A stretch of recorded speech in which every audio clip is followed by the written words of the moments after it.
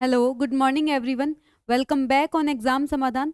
आपका हार्दिक स्वागत है एग्जाम समाधान पे। मैं चेतना सोनी प्रीवियसली आपको पॉलिटी पढ़ाती आई हूँ और प्रीवियसली हम कॉन्स्टिट्यूशन पढ़ रहे हैं।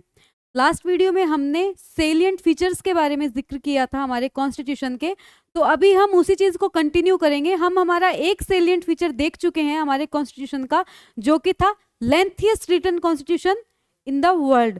अब हम देखेंगे कि हमारे कॉन्स्टिट्यूशन का नेक्स्ट सेलिएंट फीचर कौन सा है।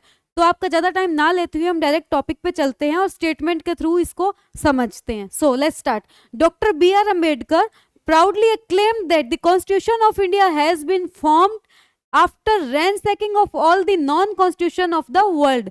अब इस स्टेटमेंट का मतलब क्या है कि doctor B R Ambedkar ji ने जब कॉन्स्टिट्यूएंट असेंबली में हमारा कॉन्स्टिट्यूशन प्रेजेंट किया था बनने के बाद, तो उन्होंने बहुत ही प्राउडली पूरी दुनिया के सामने ये क्लेम किया था कि हाँ, मैंने इस दुनिया के जितने भी पॉसिबल कॉन्स्टिट्यूशन जो मैं पढ़ सकता था और जो इस दुनिया के कॉन्स्टिट्यूशन थे इंडिया के अलावा, क्योंकि इंडिया का कॉन्स्टिट्यूशन तो उस टाइम बनना था, तो जो कॉन्स्टिट्यूशन थे उनको उन्होंने इतना इलेबोरेट करके पढ़ा है ना, इतना उन्होंने रैंसैक का मतलब होता है कि लाइक उसमें से लिया गया है, इसमें से कहीं से कुछ उठाया गया है, किसी कॉन्स्टिट्यूशन से कुछ उठाया गया है। अगर वो दो कॉन्स्टिट्यूशन पढ़ रहे हैं तो एक अच्छी चीज ए में से उठाई है और एक अच्छी चीज बी में से उठाई है।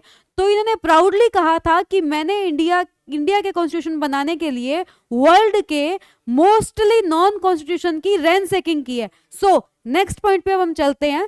The philosophical part of constitution like fundamental rights and DPSPs were derived their inspiration from the American and Irish Constitution respectively। अब आप देखिए कि जो कॉन्स्टिट्यूशन में हमारे फंडामेंटल राइट्स है वो कहाँ से लिए गए हैं, अमेरिकन कॉन्स्टिट्यूशन से, और जो डीपीएसपीज है, directive principle for state policy, वो लिए गए हैं आयरलैंड के कॉन्स्टिट्यूशन से, जिसको बोलते हैं आयरिश कॉन्स्टिट्यूशन। ओके, तो जो फिलोसॉफिकल पार्ट है हमारा, ये क्या बताता है, ये बताता है बेस, कि ये तो हमारे कॉन्स्टिट्यूशन का बेस है, इसमें आप चेंजेस कर नहीं सकते।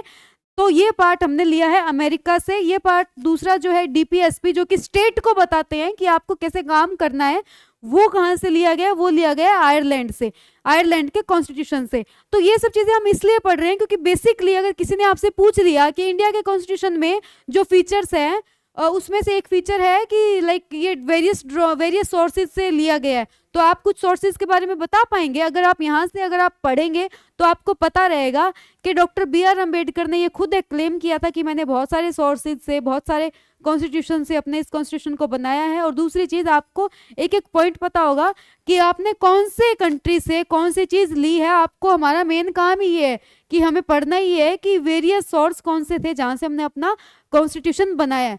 तो नेक्स्ट स्टेटमेंट देखते हैं। अब आपने देख लिया कि फिलोसॉफिकल पार्ट हमने अमेरिका और आयरलैंड से लिया है।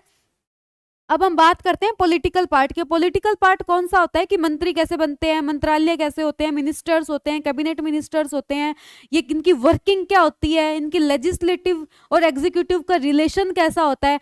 तो ये सब चीजें हमने इनका जो लाइक एक बेस लिया है, इनका जो रिलेशन का कैसा होगा, ये जहां से हमने लिया है, जहां से हमने ड्रॉ किया है, वो है हमारा ब्रिटिश कॉन्स्टिट्यूशन। कौन सा कॉन्स्टिट्यूशन है, ब्रिटिश कॉन्स्टिट्यूशन। हमने ये मोस्टली, हमने लार्जली लिया, दो चार टर्म्स हमने अपने भी यूज किए हैं, कहीं और से भी लिया, लार्जली हमने कहां से ड्रॉन किया है ये चीज, हमारा पॉलिटिकल स्ट्रक्चर जो है कॉन्स्टिट्यूशन का, ब्रिटिश कॉन्स्टिट्यूशन से। ठीक है, अब हम अदर प्रोविजन, कॉन्स्टिट्यूशन में तो बहुत सारे प्रोविजन होते हैं ना, तो other provisions of the constitution have been drawn from the constitution of Canada. हमने कनाडा से भी हमारे कॉन्स्टिट्यूशन को ड्रॉ किया है, ऑस्ट्रेलिया से भी, जर्मनी से भी, यूएसएसआर जो कि अब रशिया है, पहले यूएसएसआर था, फ्रांस से लिया है, south Africa, Japan and so on, because आपको पता है 60 कंट्रीज की स्टडी होने के बाद हमारा कॉन्स्टिट्यूशन बना है।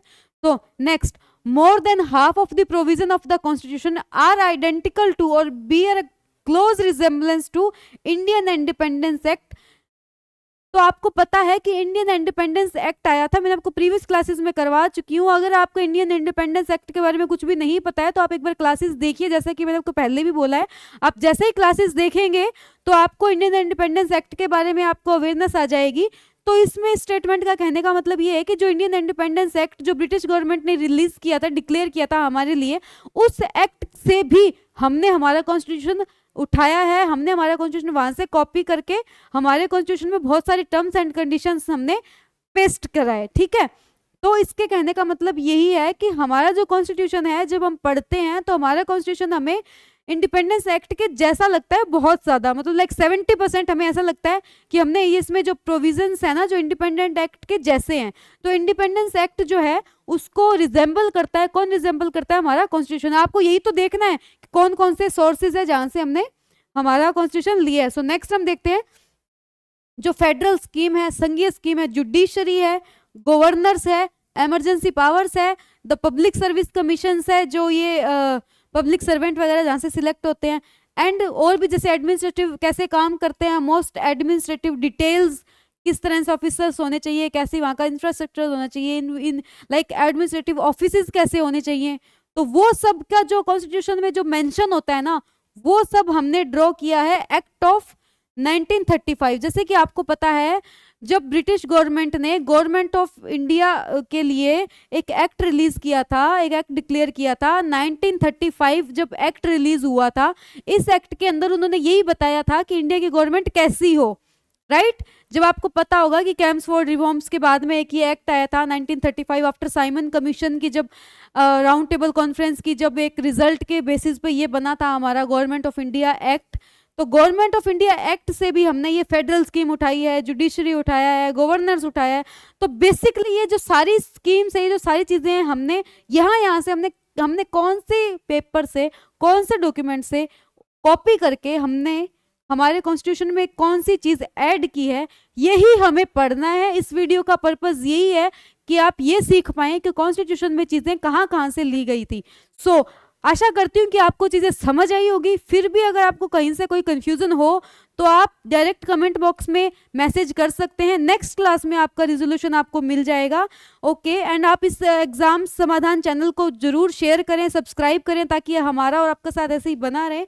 और अगर आपको कहीं भी कोई फीडबैक देना अगर आप चाहते हैं इस क्लास के लिए, तो आप दे सकते हैं श्योरली कमेंट बॉक्स में। और आप नेक्स्ट क्लास में मिलते हैं नेक्स्ट सिलेंट फीचर के साथ। Okay, thank you so much for